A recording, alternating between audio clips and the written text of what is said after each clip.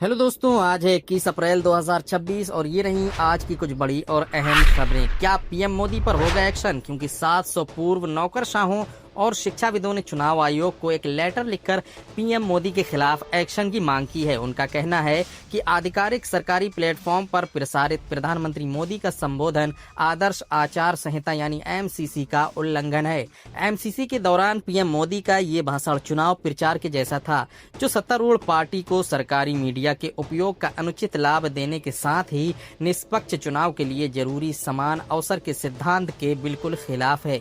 दोस्तों, अगली खबर, अमेरिका और ईरान के बीच सेकेंड राउंड की शांति वार्ता को लेकर संशय बना हुआ था। इसी बीच ईरानी स्पीकर बागैर गालिबाफ ने ट्रंप को मुंहतोड़ जवाब दिया है। गालिबाफ ने कहा है कि ट्रंप घेराबंदी करके और सीज फायर तोड़कर इस बातचीत की टेबल को अपनी कल्पना में सरेंडर की टेबल में बदलना चाहते हैं।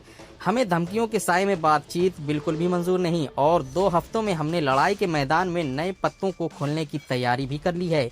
अगली खबर दोस्तों, बीजेपी के वरिष्ठ नेता और खड़गपुर पश्चिम बंगाल सदर विधानसभा क्षेत्र से उम्मीदवार दिलीप घोष ने कहा है कि टीएमसी के जाने का समय अब आ गया है।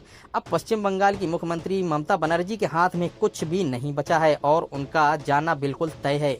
अगर मतदान केंद्र केंद्रीय बलों के नियंत्रण में आ जाते हैं तो लोग बिना किसी डर के मतदान करने जाएंगे, क्योंकि यहाँ पुलिस भी लोगों को डराती और धमकाती है।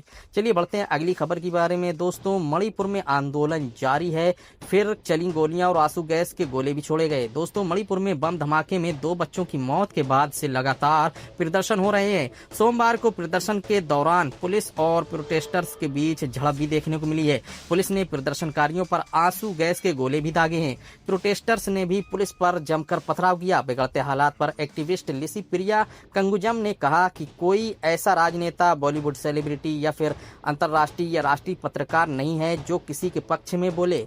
बढ़ते हैं दोस्तों अगली खबर की तरफ। सीज फायर और समझौते को लेकर ईरान और अमेरिका के बीच तनातनी दिख रही है। इस बीच ईरान के जहाज अमेरिकी नाकेबंदी को दरकिनार करके हॉर्मुज के पार निकल गए हैं। ईरानी मीडिया ने ट्रंप के नाकेबंदी के दावे को खारिज कर दिया है। इससे पहले ईरान ने अमेरिकी नाकेबंदी और ईरानी जहाज पर कब्जे के विरोध में वार्ता के लिए आने से इनकार कर दिया था। अब ऐसा लग रहा है कि ईरान के दबाव में अमेरिका ने ईरान को नाकेबंदी से छूट दे दी है।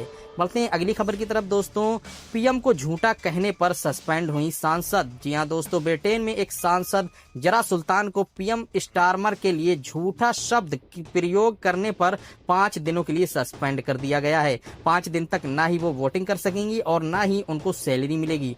स्टारमर ने मेंडलसन को अमेरिका में ब्रिटिश राजदूत नियुक्त किया था। बाद में पता चला कि मेंडलसन को जांच में ब्रिटेन की सुरक्षा के लिए खतरा बताया जा रहा है। पीएम ने कहा कि उन्हें इसकी जानकारी नहीं थी। इस पर सुल्ताना ने उन्हें झूठा कहा था और बस इसी के चलते उन्हें सस्पेंड कर दिया गया है।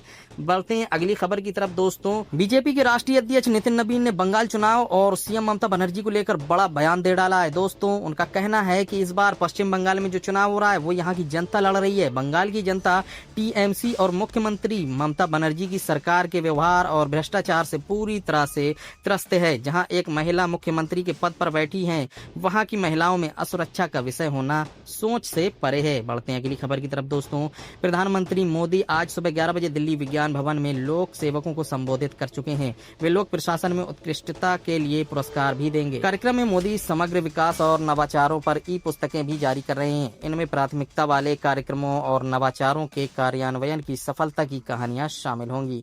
बढ़ते हैं दोस्तों अगली खबर की तरफ। इस्लामाबाद में अमेरिका और ईरान के बीच दूसरी दौर की बातचीत पर संशय बना हुआ है। इसी बीच अमेरिकी राष्ट्रपति डोनाल्ड ट्रंप ने बड़ा ऐलान करते हुए दुनिया भर में तनाव और भी बढ़ा दिया है।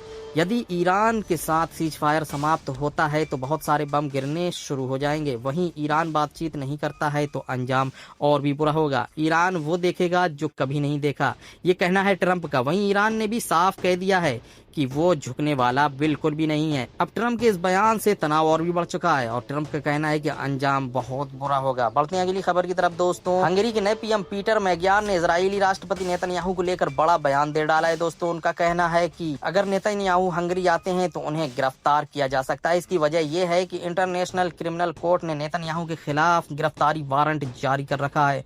मैग्यार ने साफ कह दिया है कि अगर कोई भी ऐसा शख्स जिसके खिलाफ आईसीसी का वारंट है हंगरी की सीमा में आता है तो उसे जेल में डाल दिया जाएगा। दोस्तों बढ़ते हैं अगली खबर की तरफ। पश्चिम बंगाल की राजधानी कोलकाता के मशहूर आनंद लोक हॉस्पिटल में भीषण आग लग गई है। मौके पर फायर ब्रिगेड की कई गाड़ियां मौजूद होने की वजह से अस्पताल में इलाज करा रहे करीब 70 से 80 मरीजों को दूसरी बिल्डिंग में शिफ्ट कर दिया गया है। रात की खबर ये है कि अस्पताल में मौजूद सभी लोग सुरक्षित हैं और आग पर काबू पाने का काम जारी है। अग्निशमन विभाग को आशंका है कि एसी के अंदर शॉर्ट सर्किट के चलते यह आग भड़की होगी।